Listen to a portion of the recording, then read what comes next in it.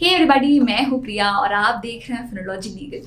आज की इस वीडियो में हम पुलिस ऑफिसर्स की क्या रैंक होती है, उनकी क्या हायरार्की होती है, इसे इतने अच्छी तरीके से समझेंगे कि इस वीडियो के एंड तक आप इन दोनों के रैंक्स को सिर्फ इनकी यूनिफॉर्म देखकर पता लगा पाएंगे। तो चलिए आज की ये वीडियो स्टार्ट करते हैं। तो देखिए, इंडियन कॉन्स्टिट्यूशन का जो आर्टिकल 312 है वो ये कहता है कि ऑल इंडिया सर्विसेज होंगी, जिनमें 3 टाइप की सर्विसेज आती हैं: Indian administrative service, Indian police service और इंडियन फॉरेस्ट सर्विस। अब इन तीनों सर्विसेज में क्या डिफरेंस है उसके लिए आप मेरी ये वीडियो देख सकते हैं। छोटी सी वीडियो है पर बहुत क्लियर हो जाएगा कि इन तीनों सर्विसेज में क्या डिफरेंस होता है।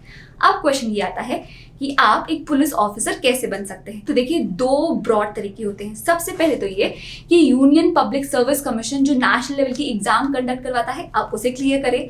अगर आप उसको क्लियर करते हैं तो पुलिस ऑफिसर्स के रैंक की जो हायरार्की है, आपका एडमिशन हायर पोस्ट में हो जाएगा, जिसे गैजेटेड ऑफिसर या क्लास ए, क्लास 1 ऑफिसर भी कहते हैं। तो इसे क्लियर करके आपका यहाँ एडमिशन हो सकता है।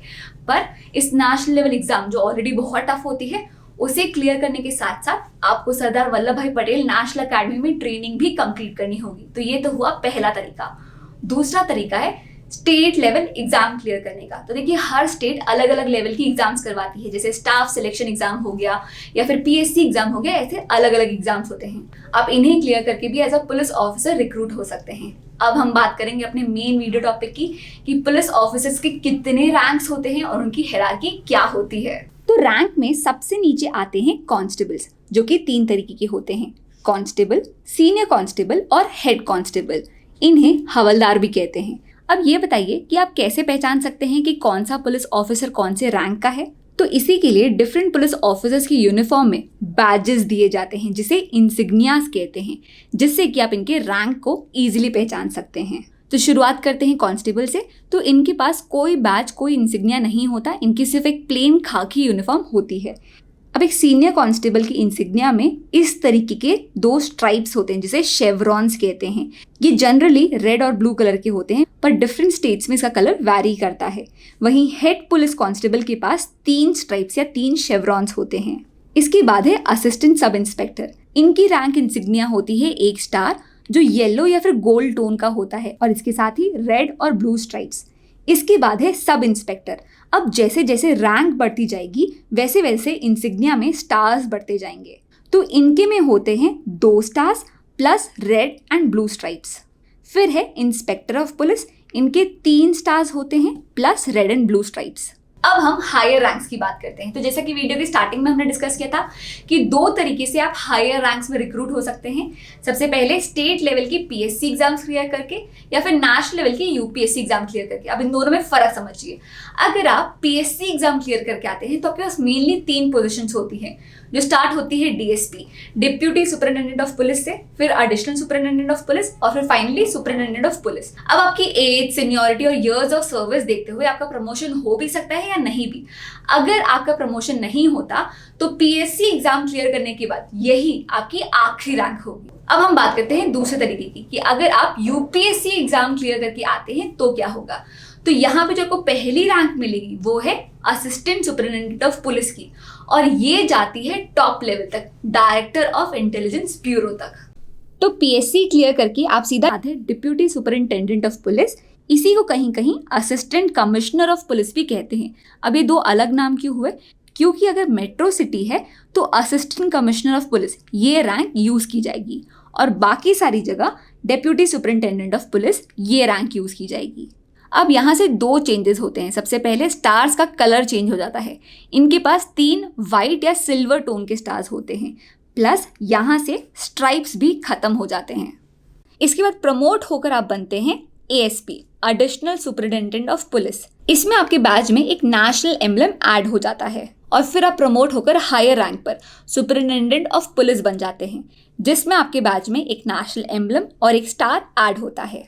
तो पीएससी से ये 3 मेन पोस्ट होती हैं, डीएसपी, एएसपी और एसपी की। वहीं यूपीएससी क्लियर करने के बाद जो फर्स्ट रैंक होती है वो है एएसपी की। तो पहले और दूसरे साल ऑफ सर्विस में आप असिस्टेंट सुपरिटेंडेंट ऑफ पुलिस बनते हैं। पहले साल में आपके बैज में 1 स्टार और आईपीएस की पट्टी, वहीं दूसरे साल में आपके पास 2 स्टार्स और आईपीएस की पट्टी होती है। इसके बाद आप डीएसपी की पोस्ट में प्रमोट होते हैं, जिसमें आपके पास 3 स्टार और आईपीएस की पट्टी आती है। और जैसे ही आपकी ट्रेनिंग खत्म हो जाती है तो फिर आप additional deputy commissioner of police की पोस्ट पे प्रमोट होते हैं, जिसमें आपके बैच में एक Ashok emblem, national emblem add होता है, प्लस आईपीएस भी लिखा होता है। इसके बाद की जो पोस्ट है वो है डीसीपी की या एसपी की, मतलब डेप्यूटी कमिश्नर ऑफ पुलिस या फिर सुपरिटेंडेंट ऑफ पुलिस की। इसमें आपके बैच में एक अशोक एम्बलम, एक स्टार और आईपीएस लिखा होता है। अब इसके बाद के जो पोस्ट हैं वो सिर्फ और सिर्फ आईपीएस पोस्ट हैं। इसका मतलब क्या हुआ कि या तो आप यूपीएससी एग्जाम क्लियर करके ही इन पोस्ट के लिए एलिजिबल होते हो, या फिर प्रमोट होकर अगर आप आईपीएस बनते हो तो इन पोस्ट के लिए एलिजिबल होते हो, इसलिए इन्हें आईपीएस ओनली पोस्ट कहा जाता है। इसके बाद है डीसीपी या एसएसपी, मतलब डेप्यूटी कमिश्नर ऑफ पुलिस या फिर सीनियर सुपरिटेंडेंट ऑफ पुलिस। इसमें आपके बैच में एक अशोक एम्बलम, 2 स्टार्स और आईपीएस लिखा होता है। इसके बाद होता है deputy inspector general of police, मतलब कि डीआईजी। यहाँ पर आपके इंसिग्निया में अशोक एम्बलम, 3 स्टार्स और आईपीएस लिखे होते हैं, और यहाँ से ही व्हीकल मिलना स्टार्ट होती है। इन्हें जो व्हीकल मिलती है उसमें भी 1 स्टार होता है और इनका जो फ्लैग होता है वो ट्रायंगल शेप का होता है। नेक्स्ट आता है जॉइंट कमिश्नर ऑफ पुलिस या इंस्पेक्टर जनरल ऑफ पुलिस। इनकी इंसिग्निया में आप एक नई चीज देखेंगे जो कि है एक स्वॉर्ड और एक बैटन, तलवार और स्टिक। तो इनकी इंसिग्निया में टोटल 3 चीज होती है, स्टार, स्वॉर्ड और बैटन, प्लस आईपीएस लिखा हुआ। और इनकी जो व्हीकल होती है उसमें 2 स्टार्स होते हैं, प्लस इनका जो फ्लैग होता है वो ऐसा दिखता है। इसके बाद है डायरेक्टर जनरल ऑफ पुलिस या फिर डीजीपी, जो कि इंडिया के किसी भी स्टेट या यूनियन टेरिटरी के सबसे हाईएस्ट रैंकिंग पुलिस ऑफिसर होते हैं। इनके रैंक इंसिग्निया में आता है अशोक एम्बलम, क्रॉस स्वॉर्ड और बैटन, और आईपीएस लिखा होता है। और इनकी जो पुलिस व्हीकल होती है उसमें 3 स्टार्स और ऐसा रेक्टेंगुलर फ्लैग होता है। अब डीजीपी की इक्विवेलेंट 2 और पोस्ट होती हैं, एडीजीपी मतलब additional director general of police, या फिर कमिश्नर ऑफ पुलिस। ये तीनों ही इक्विवेलेंट पोस्ट्स होती हैं। अब बात करते हैं डायरेक्टर ऑफ इंटेलिजेंस ब्यूरो की, जो कि इंडिया की प्रीमियर डोमेस्टिक इंटेलिजेंस एजेंसी है। उनके ये चीफ एग्जीक्यूटिव होते हैं। डायरेक्टर ऑफ आईबी इंडिया के सीनियर मोस्ट आईपीएस ऑफिसर होते हैं। इसके ऊपर कोई रैंक नहीं होती है। इनका टर्म 2 साल का होता है और इंडिया के सबसे पहले डीआईबी थे टीजी संजीवी पिल्लई। अब ये जो पोस्ट है इन्हें आर्म फोर्सेस के जो जनरल होते हैं उनके इक्विवेलेंट माना जाता है। तो एक डीआईबी आर्मी के जनरल, नेवी के एडमिरल और एयरफोर्स के एयर चीफ मार्शल के इक्विवेलेंट होते हैं। ये चारों ही 4 स्टार रैंक होल्डर्स हैं। तो ये था आज का वीडियो जिसमें हमने पुलिस ऑफिसर्स के डिफरेंट रैंक्स और उनकी पोस्ट के बारे में जाना। अब आप मुझे बताइए कि अगर एक पुलिस ऑफिसर का बैच ऐसा दिखता है वहीं दूसरे का बैच ऐसा दिखता है, तो इन दोनों में सीनियर कौन होगा और इन दोनों की रैंक क्या होगी? इसका आंसर मुझे कमेंट सेक्शन पे जरूर बताइएगा। मैं उम्मीद करती हूँ कि आज की इस वीडियो में कुछ नया सीखने को मिला हो। अगर आपको आज की वीडियो पसंद आई हो तो प्लीज इसे लाइक करें और चैनल को सब्सक्राइब करें। प्लस ऐसे और इम्पॉर्टेंट अपडेट्स पाते रहने के लिए आप मेरे इंस्टाग्राम पेज फिनोलॉजी लीगल को भी फॉलो कर सकते हैं, जहां पर हम हर दिन कोई ना कोई करंट अफेयर्स या लीगल अपडेट कवर करते ही हैं। उम्मीद करती हूँ आज का ये वीडियो आपको पसंद आया हो। That's it for now. See you in the next class. Bye bye.